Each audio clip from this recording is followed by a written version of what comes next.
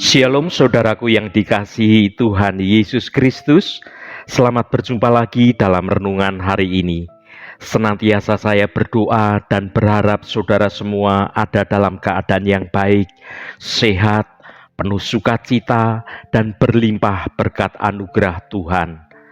Pada hari ini saya Cornelius Nugroho akan menyampaikan renungan dengan judul Apa yang menjadi tujuan hidupmu?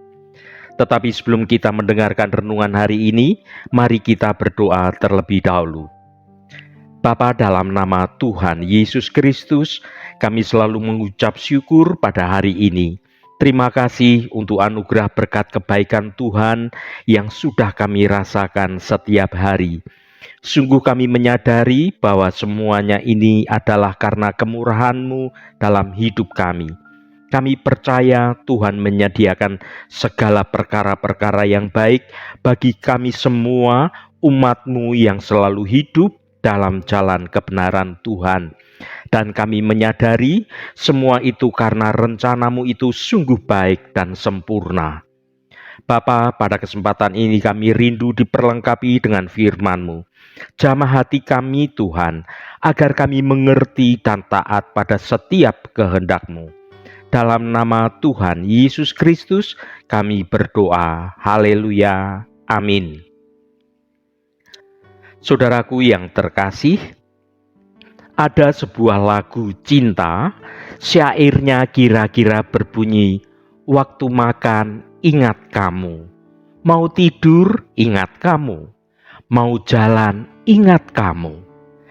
Ketika kita mencintai seseorang, ia mewarnai segala aspek kehidupan kita. Persoalannya menjadi berbeda dalam hubungan kita dengan Allah. Aneh memang, dengan Allah kita malah selalu penuh perhitungan. Sedangkan untuk manusia yang kita cintai, apa saja kita rela melakukannya. Ini buat Allah, ini bagianku, ini urusan Allah, ini urusanku, ini hidupku, jangan jadi urusan Allah.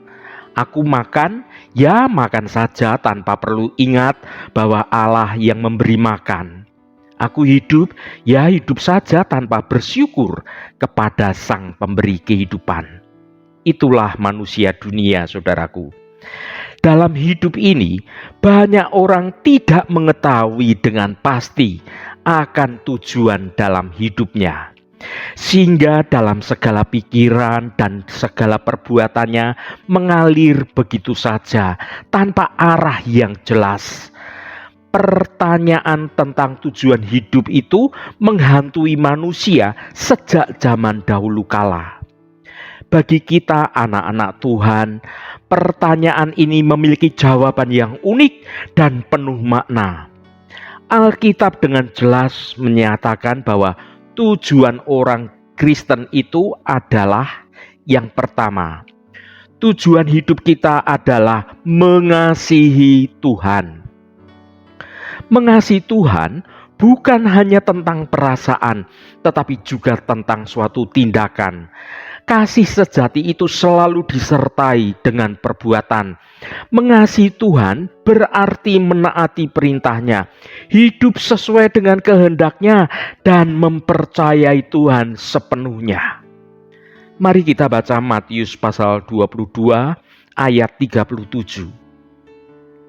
Jawab Yesus kepadanya, kasihilah Tuhan Allahmu dengan segenap hatimu dan dengan segenap jiwamu dan dengan segenap akal budimu. Saudaraku, ayat ini merupakan jawaban Yesus kepada seorang ahli Taurat yang menanyakan hukum yang terutama dan yang pertama.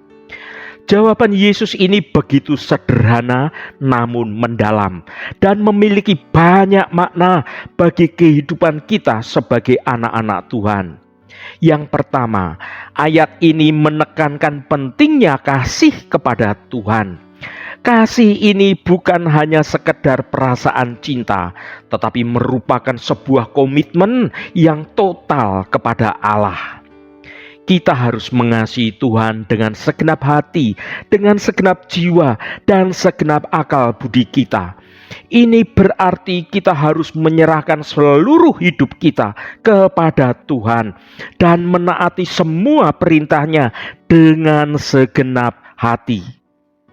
Yang kedua, ayat ini menunjukkan bahwa kasih kepada Tuhan adalah prioritas utama dalam hidup kita sebagai anak-anak Tuhan.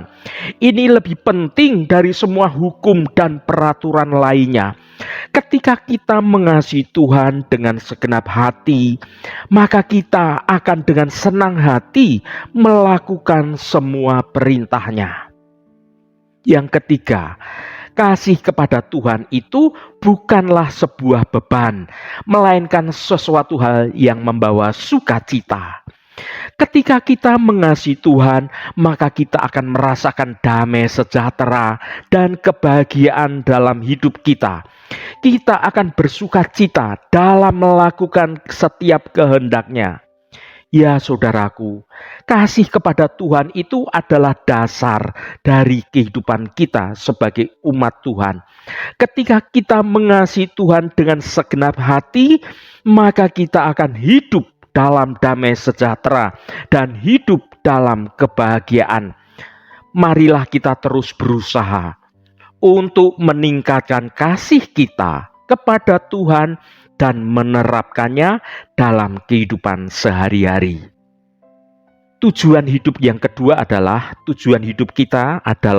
mengasihi sesama. Mengasihi sesama itu bukan hanya berarti menyukai atau merasa sayang kepada orang lain. Lebih dari itu, saudaraku, kasih yang diajarkan dalam kekristenan adalah kasih yang aktif, kasih dengan tindakan yang nyata. Kasih ini diwujudkan dalam tindakan-tindakan nyata yang menunjukkan kepedulian, menunjukkan perhatian, dan juga menunjukkan pengorbanan untuk orang lain. Mari kita baca firman Tuhan pada Matius pasal 22 ayat 39. Dan hukum yang kedua yang sama dengan itu ialah kasihilah sesamamu manusia seperti dirimu sendiri. Saudaraku, firman Tuhan yang kita baca ini merupakan salah satu ayat Alkitab yang terkenal dan sering dikutip. Yesus memberikan perintah ini sebagai jawaban atas pertanyaan seorang ahli Taurat tentang hukum yang terutama.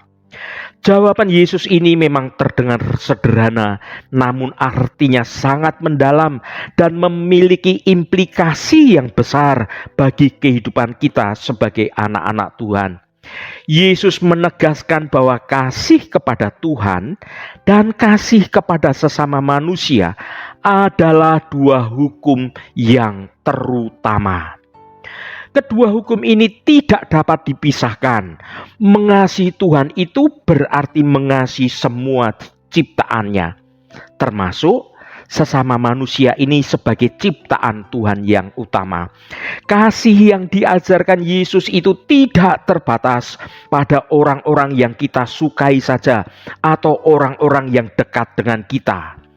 Kita dipanggil untuk mengasihi semua orang, bahkan mereka yang berbeda dari kita sekalipun, bahkan mereka yang telah menyakiti kita sekalipun. Kita diminta Tuhan untuk tetap mengasihi mereka. Kasih ini bukan hanya tentang perasaan, tetapi juga suatu tindakan yang harus kita lakukan. Kita menunjukkan kasih kepada sesama kita dengan cara kita memperlakukan mereka dengan segala respek dan kebaikan kita. Kita harus menunjukkan kepedulian, kebaikan, dan belas kasihan kepada semua orang.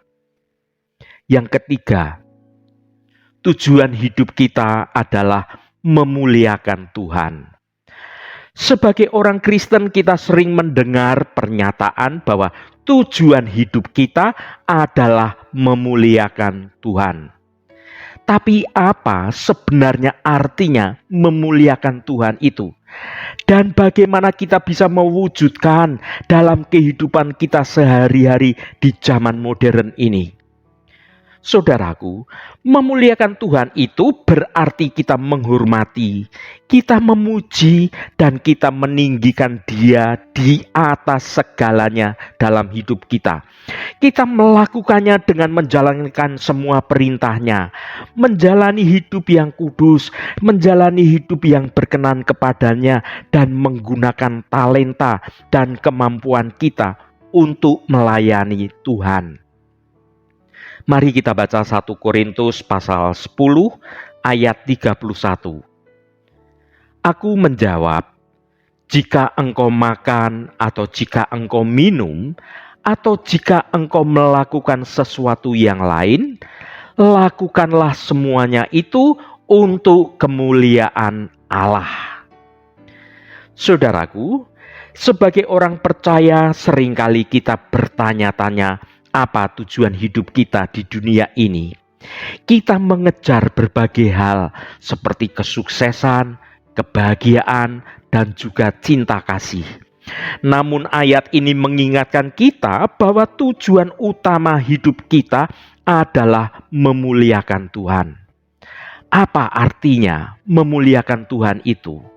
Memuliakan Tuhan itu berarti kita meninggikan namanya, menunjukkan keagungannya dalam setiap aspek kehidupan kita. Ini berarti tentang hidup dengan cara yang mencerminkan karakter dan kasih Tuhan ada dalam hidup kita. Mengerti dan pahamilah saudaraku, tujuan hidup kita sebagai anak-anak Tuhan adalah untuk mengasihi Tuhan, untuk mengasihi sesama, dan untuk memuliakan Tuhan. Dengan menjalani hidup yang sesuai dengan tujuan ini, maka kita akan menemukan kebahagiaan dan menemukan kepuasan yang sejati. Haleluya, Tuhan memberkati kita semua. Mari kita tutup renungan ini dengan berdoa. Bapa yang kekal dan penuh kasih, pada hari ini kami datang ke hadapan-Mu dengan pertanyaan yang menggema dalam hati kami. Apa yang menjadi tujuan hidup ini? Tuhan, kami dikelilingi oleh kesibukan dan tanggung jawab, namun keraguan tentang makna hidup terkadang menghantui kami. Ya Tuhan Allah kami, Engkaulah pencipta langit dan pencipta bumi dengan segala isinya. Engkau yang merajut kehidupan dengan kasih dan rencana yang sempurna. Kami percaya bahwa Engkau memiliki tujuan yang mulia bagi setiap manusia yang Engkau ciptakan. Buka hati dan pikiran kami ya Tuhan. Berikan kami hikmat untuk memahami kehendak-Mu dalam hidup kami. Tolonglah kami untuk melihat melampaui kesibukan duniawi ini dan menemukan tujuan hidup yang sejati bagi kami. Bimbing kami untuk mengenal-Mu lebih dalam lagi. Biarlah kasih-Mu yang sempurna itu meresap dalam hati kami, sehingga kami dapat hidup sesuai dengan teladan Yesus Kristus. Terima kasih Tuhan, segala hormat, pujian, dan ucapan syukur hanya bagi nama-Mu yang kudus. Saudaraku, bukalah hatimu dan tengadahkan tanganmu. Terimalah berkat Tuhan. Tuhan memberkati engkau dan melindungi engkau. Tuhan menyinari engkau dengan wajah-Nya dan memberikan kasih karunia. Tuhan menghadapkan wajah-Nya kepadamu dan memberikan damai sejahtera. Berkat anugerah dari Bapa Surgawi, cinta kasih karunia dari Tuhan Yesus Kristus dalam persekutuan dan penghiburan Roh Kudus menyertai kita semua sekarang ini dan sampai selama-lamanya. Dalam berkat Tuhan Yesus Kristus, haleluya, amin. Puji Tuhan, saudaraku semua, saya percaya firman Tuhan hari ini sudah menjadi berkat yang akan menuntun hidup kita semua. Roh Kudus senantiasa menolongmu dan menuntunmu hidup dalam jalan kebenaran Tuhan. Saudaraku, saya sangat berharap Anda berkenan memberikan komentar pada konten video ini dan bagikan renungan ini pada teman dan sahabat Anda agar mereka diberkati juga melalui renungan ini. Sampai bertemu kembali saudaraku. Shalom, Tuhan memberkati.